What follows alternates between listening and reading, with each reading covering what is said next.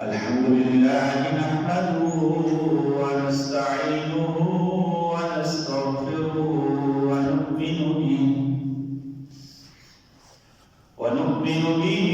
ونتوكل عليه ونعوذ بالله من شرور أنفسنا ومن سيئات أعمالنا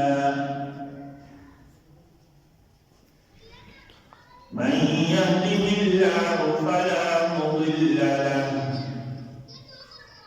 ومن يضلل فلا هادي له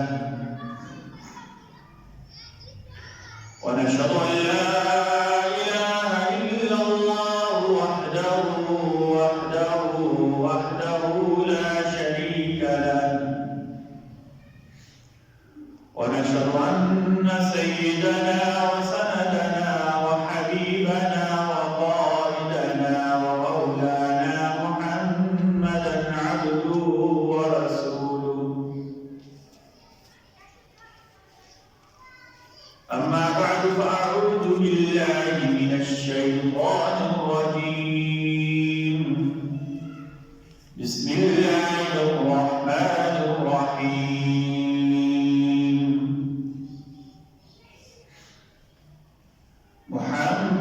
محمد رسول الله والذين معه أشداء على الكفار رحماء بينهم تراهم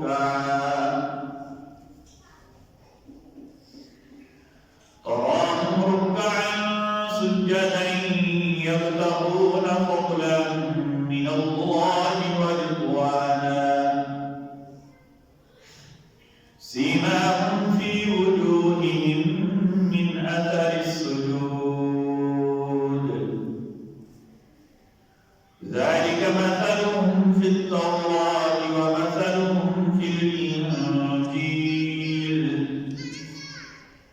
كزرع أخرج شطأه فآزره فاستغلظ فاستوى على سوقه يعجب الزراع ليغيظ بهم الكفار وعد الله الذين آمنوا وعملوا الصالحات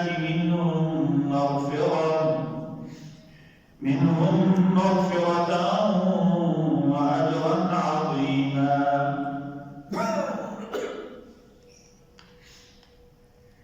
رب اشرح لي صدري ويسر لي أمري واحلل عقدة من لساني يفقهوا قولي رب اشرح لي صدري ويسر لي أمري واحلل عقدة من لساني يفقهوا قولي رب اشرح لي صدري ويسر لي أمري واحلل عقدة من لساني يفقهوا قولي سبحانك لا علم لنا إلا ما علمتنا إنك أنت العليم الحكيم اللهم صل على محمد وعلى آل محمد كما صليت على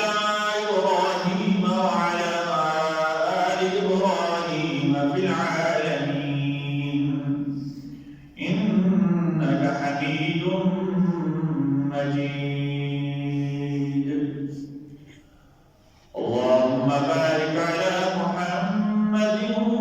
وعلى آل محمد كما باركت على إبراهيم وعلى آل إبراهيم في العالمين إنك حميد مجيد आज 20 ربیع الثانی 1441 ہجرت النبوی صلی اللہ علیہ وسلم، 27 دسمبر 2019 عیسوی جمعہ کا انتہائی مبارک، بابرکت، پاکیزہ اور مقدس دن ہے۔ ہم گزشتہ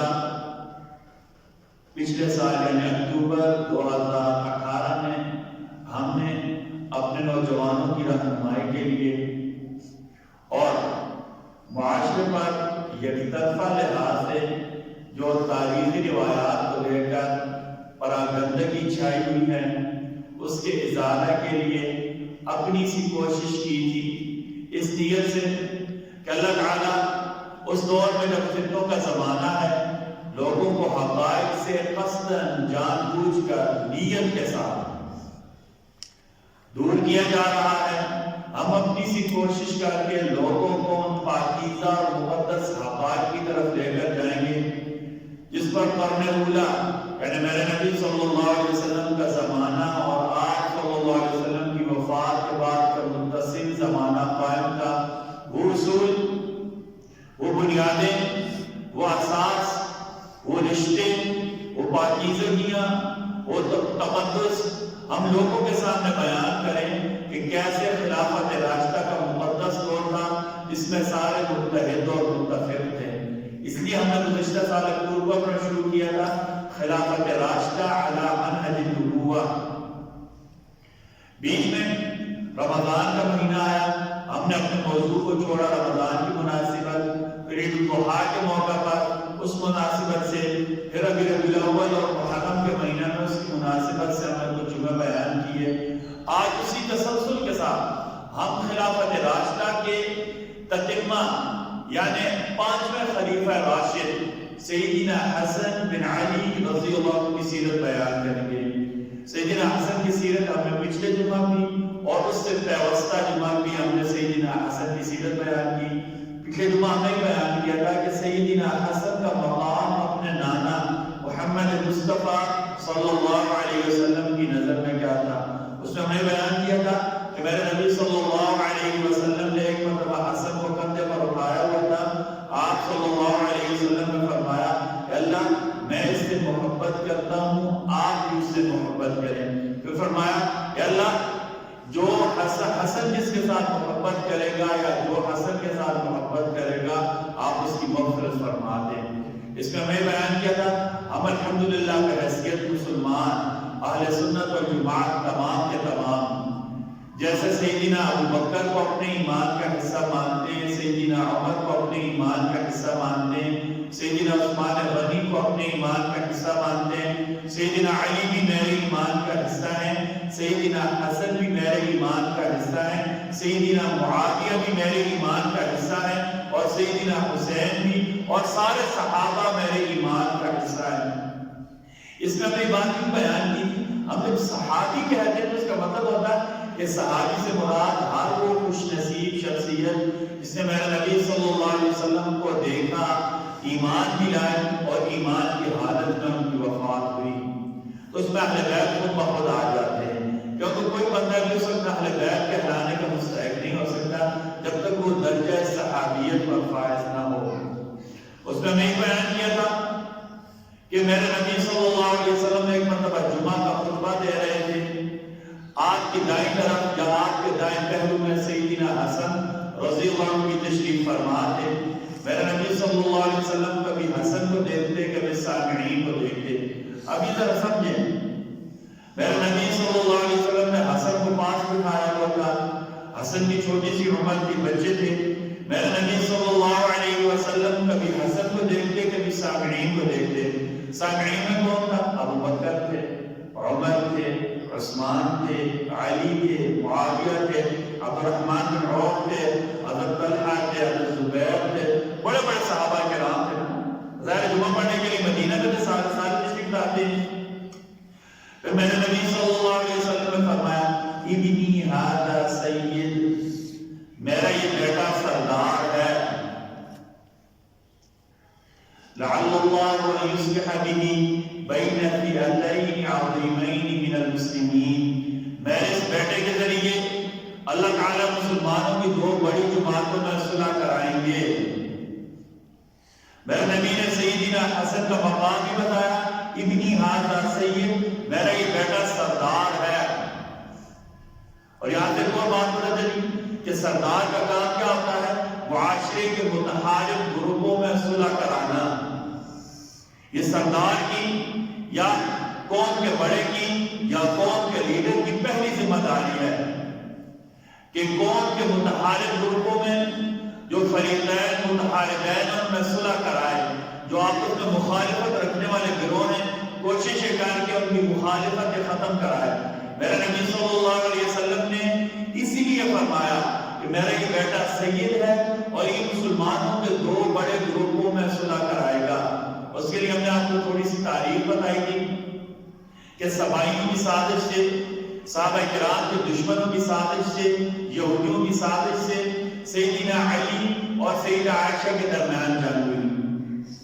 پھر سیدنا علی اور سیدنا معاویہ کے درمیان جنگ ہوئی۔ جب سیدنا علی کی 40 ہجری میں وفات ہوئی، آپ کی شہادت ہوئی، اس وقت مسلمانوں کے دو بڑے گروپ تھے۔ ایک گروپ جس کی سربراہی سیدنا علی اور آپ کے بیٹے سیدنا حسن کے پاس تھی، اور دوسرا گروہ مسلمانوں کا جس کی سربراہی سیدنا معاویہ اور بڑے بڑے صحابہ کرام کر رہے تھے۔ اب یہ کوئی بنیادی اختلاف نہیں تھے، اختلاف یہ تھا کہ سیدنا عثمان کے قاتل سیدنا علی کی حکومت میں دندناتے پھر رہے ہیں، ان کو سزا دی جائے، یا تو معاویہ اور آپ کے ساتھیوں کا نظریہ تھا۔ سیدنا علی اور صحابہ کرام دیگر جو آپ کے ساتھیوں کا نظریہ کیا تھا؟ ان کی وجہ سے حالات خراب ہوئے ہیں، معاشرے میں ان کا بڑا اثر رسوخ ہے، حالات ٹھیک ہو جائیں گے پھر ہم انہیں سزا دیں گے۔ اسی بات پر آپس میں اختلافات کرے، جنگیں ہو گئی۔ میں نے بتایا تھا